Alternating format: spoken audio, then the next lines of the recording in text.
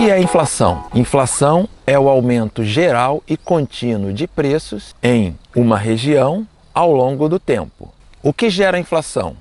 O desequilíbrio entre oferta e demanda. Se o número de pessoas querendo um determinado item aumenta, a oferta diminui muito rápido, fica difícil garantir o fornecimento para todos. Como a demanda por bens e serviços é maior do que a oferta, os preços tendem a subir, levando à inflação. Causas do desequilíbrio: aumento dos custos de produção.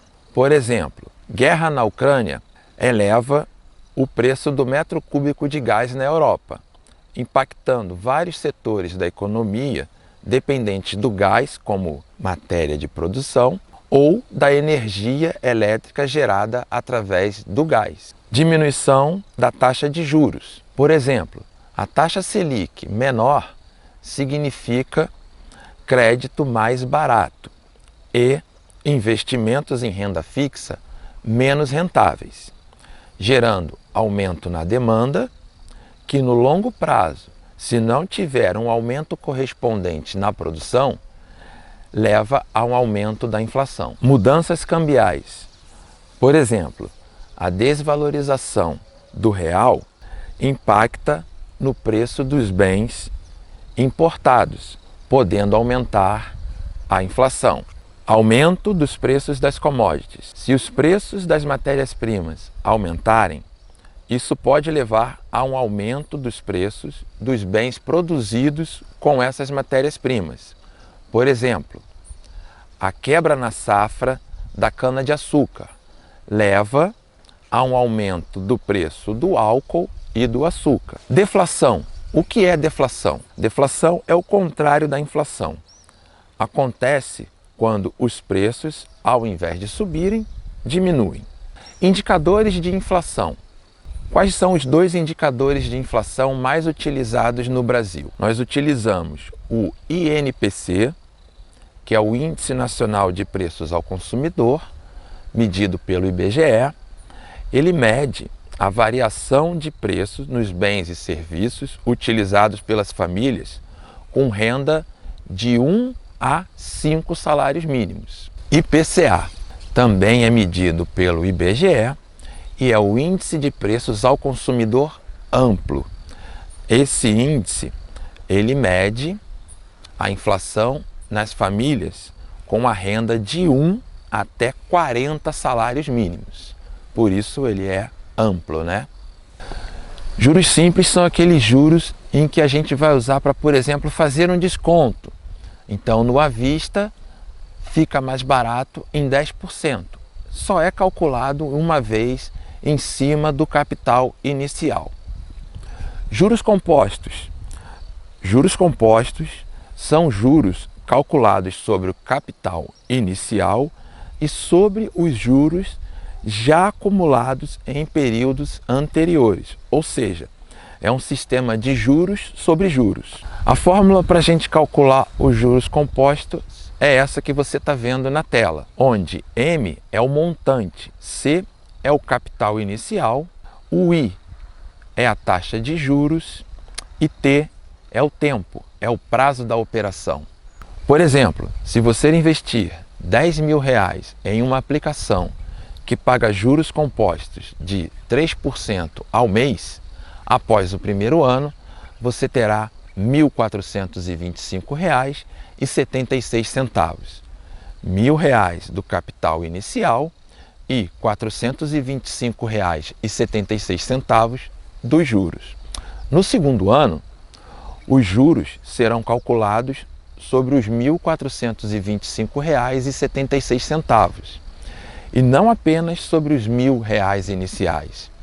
Assim, os juros do segundo ano serão de R$ 607,03, 3% de R$ 1.425,76. E você terá um total de R$ 2.032,79. Impactos na gestão financeira. Os juros compostos são muito comuns em investimentos de longo prazo, como aplicações em fundos de investimento, poupança, títulos e outros instrumentos financeiros. Eles são uma forma efetiva de aumentar o valor do seu dinheiro ao longo do tempo, pois permitem que os juros acumulados produzam juros adicionais, resultando em um crescimento exponencial do investimento.